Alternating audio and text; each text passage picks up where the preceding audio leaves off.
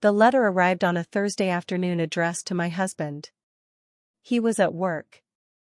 I signed for it without thinking. We signed for each other's mail all the time. 9 years of marriage makes that automatic, and I set it on the kitchen counter and went back to making dinner.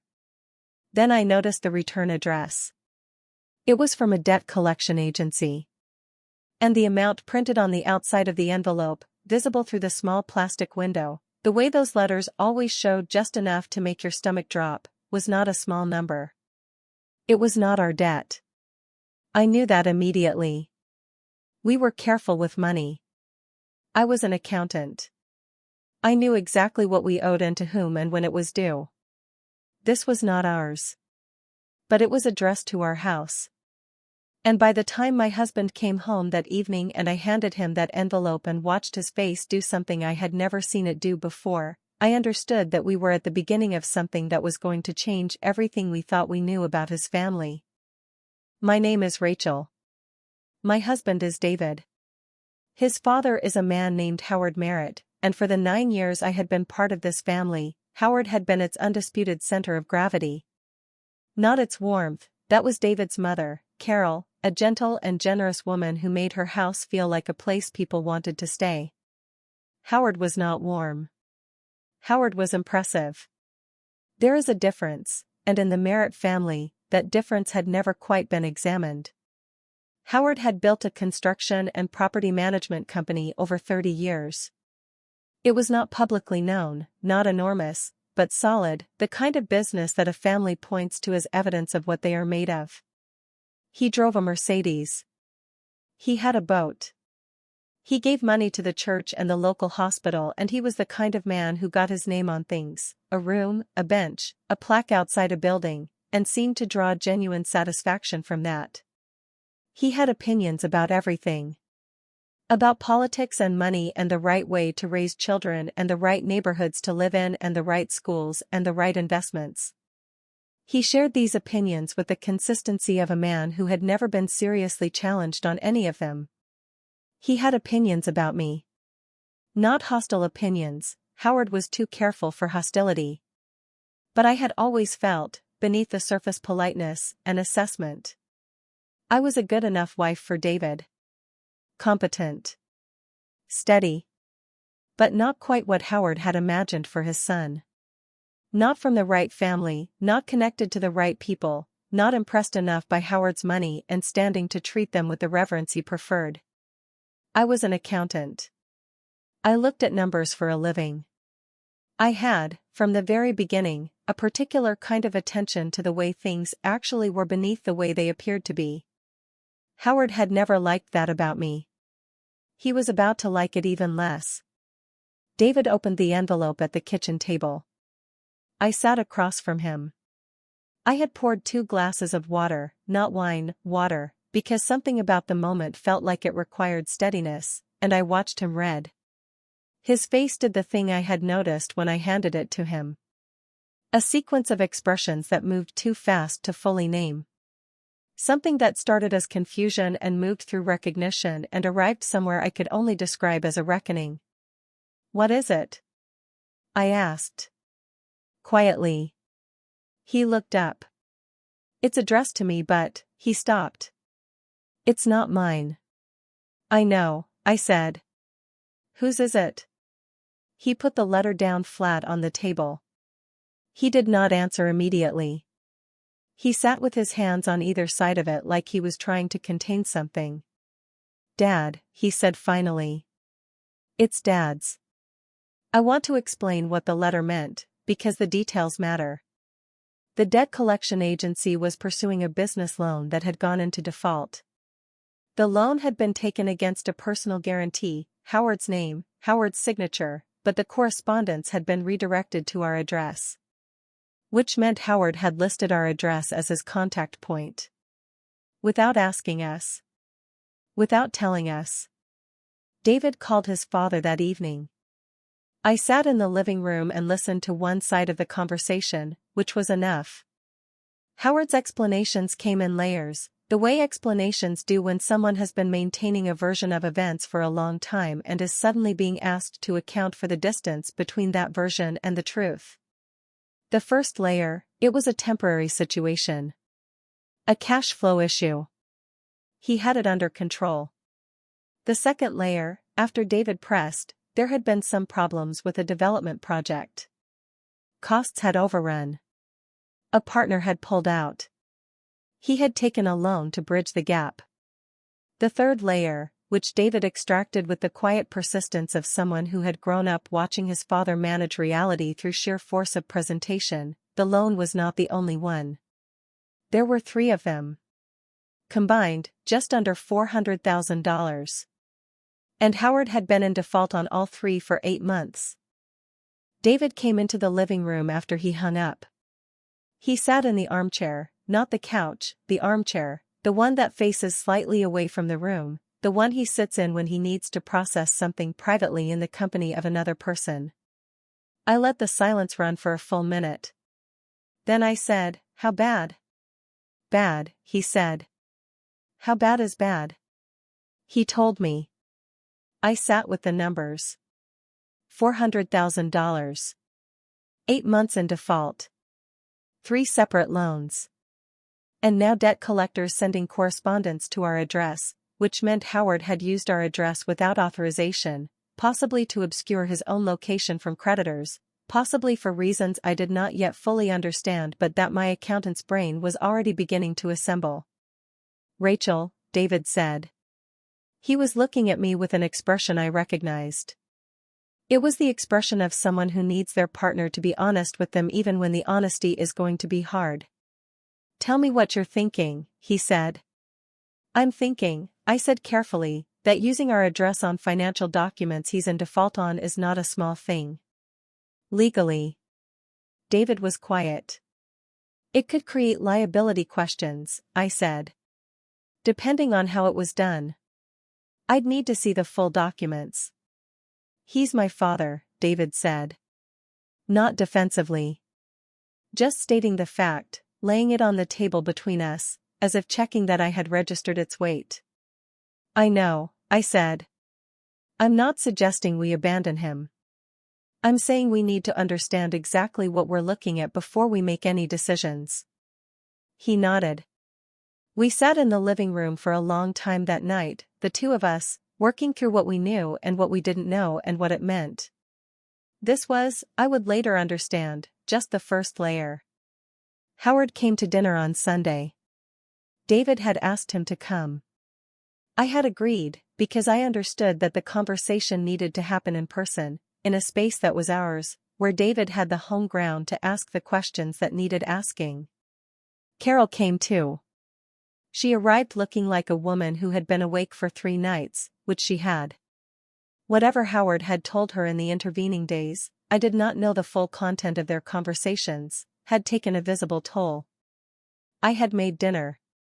Roast chicken, the kind of meal that says this is serious but I am still trying to take care of everyone at this table. I have thought about that choice since.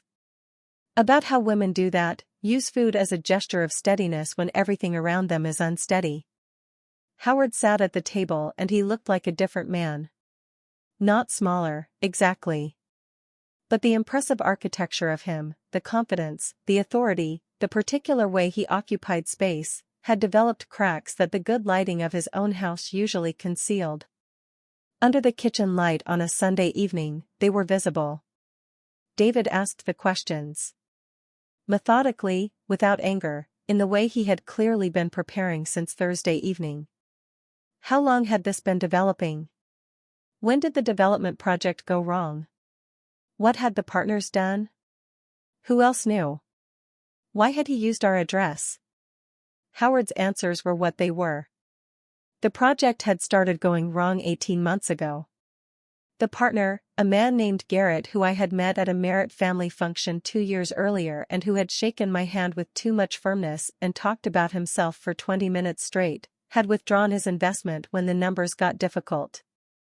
Howard had taken personal loans to cover the gap because he had not wanted to let the project fail and had not wanted to tell the family. The address, he had redirected some mail because he had thought, his word, thought, that using a different address would give him time to resolve the situation before the correspondence became visible to the people who might ask questions. People like creditors. People like, specifically, David's business partner, who shared a mail service with Howard's company. And people like me. You used our address, David said. Without asking. Howard's jaw was tight. I needed time. You exposed us to potential legal questions, I said.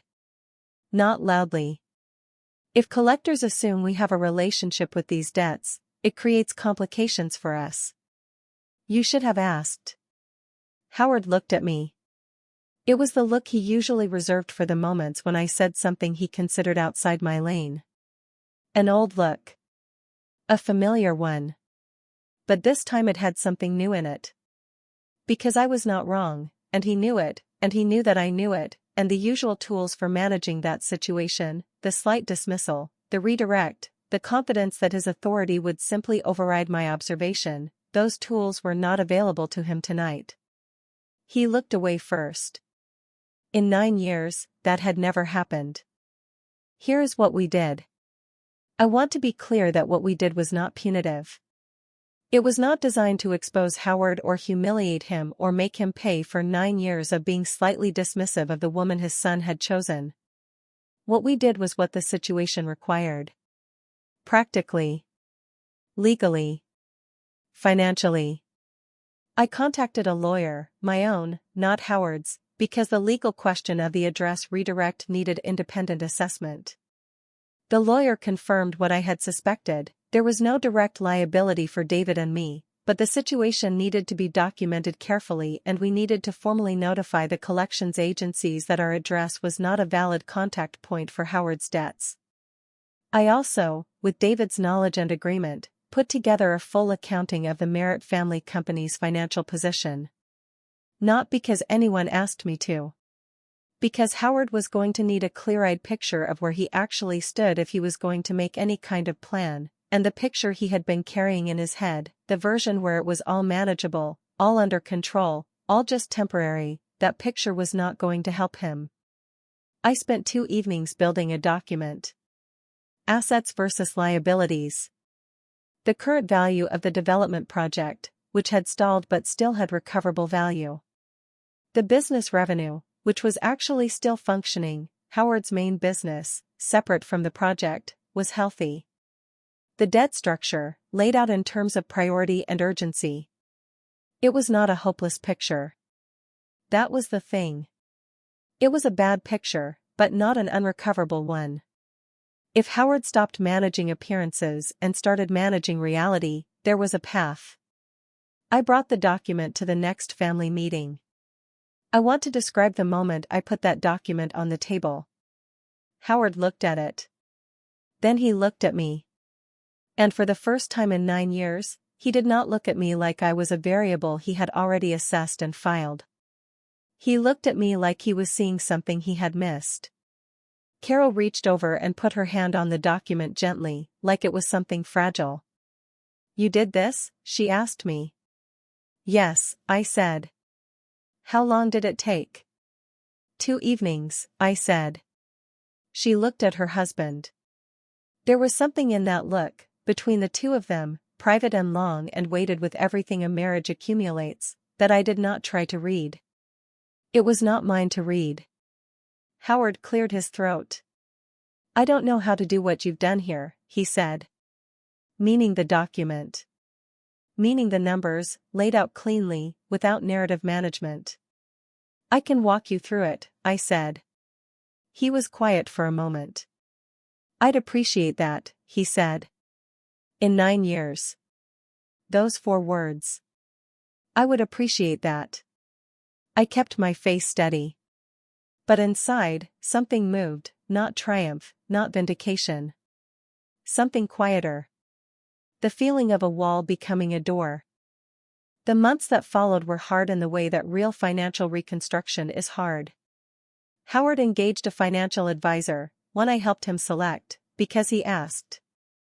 The development project was restructured. Garrett, who had departed with his investment but left his name on certain partnership documents, turned out to have some remaining obligations that Howard's lawyer was able to leverage. Not enough to solve everything, but enough to reduce the pressure. 2 of the 3 loans were restructured with payment plans. The third was settled for less than the full amount, a negotiation that Howard's lawyer handled and that I coached from the edges, quietly. Howard sold the boat. He didn't mention it. One Sunday it was simply gone from its usual parking spot in the marina, and he didn't bring it up, and neither did we. Carol told me privately, in the kitchen one afternoon while the men talked in the other room, that it was the first time in 30 years she had felt like she actually knew what their financial life looked like. He always managed it, she said. I always trusted him to manage it. I didn't know that trusting someone to manage something means you might not see it when they're managing badly. I thought about that sentence for a long time. You know now, I said. Because of you, she said. Because it came out, I said. I just helped make sense of it.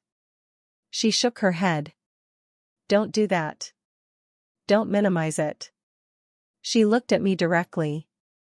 You didn't have to help him. After everything. A pause. I know he hasn't always made you feel. Carol, I said gently.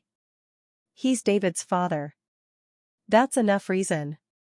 She pressed her lips together. Looked at the counter. Looked back at me. You're a good woman, Rachel, she said. I've always known that. I should have said it more. Howard and I are not transformed into close friends. I want to be honest about that because I think false resolution is its own kind of lie. What we are is something that functions with more honesty than it did before. He asks my opinion on financial decisions now, not always, not about everything, but enough that I understand it is genuine and not performance. He introduced me at a family event last fall as the sharpest financial mind in this family, which made David laugh and made me feel something I am still trying to find the exact word for. Not vindicated. Something quieter than that. Seen, maybe. Accurately, finally, seen. The secret debt is mostly resolved. One payment plan runs another 14 months. The development project has a buyer interested, nothing signed yet, but real interest. Howard's main business is stable.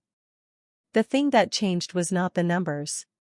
The thing that changed was that Howard Merritt, who had spent 30 years building a version of himself that did not require witnesses to the struggle, that operated in a sealed chamber of appearance and authority, had been seen. By his family. By the situation. By the daughter-in-law he had quietly underestimated for 9 years. And being seen, even when it is terrifying, even when the thing that is seen is failure and concealment and the particular loneliness of managing everything alone, being seen is also the beginning of being known. He is, I think, less lonely than he was. I think that matters. I want to say one thing to anyone listening who has ever been the person in the room that the powerful people overlook. The person who looks at numbers while others look at impressions. The person who sees the gap between the version and the reality. The person who has been quietly competent for years in a space that has not fully acknowledged it. Your moment is not always dramatic. It does not always arrive with a confrontation or a revelation or a room full of people watching the scales tip. Sometimes it arrives as a Thursday envelope and a Sunday dinner and 2 evenings of careful work that nobody asked for. And sometimes the vindication is not a speech or a triumph. It is 4 words from a man who took 9 years to say them. I would appreciate that. And you sit across from him and you walk him through the numbers and you do the work, not to prove something, not to win something, but because it is the right thing to do and you are the person who knows how. That is enough. That has always been enough. If this story found you when you needed it, share it with someone who is quietly doing the work and waiting to be seen.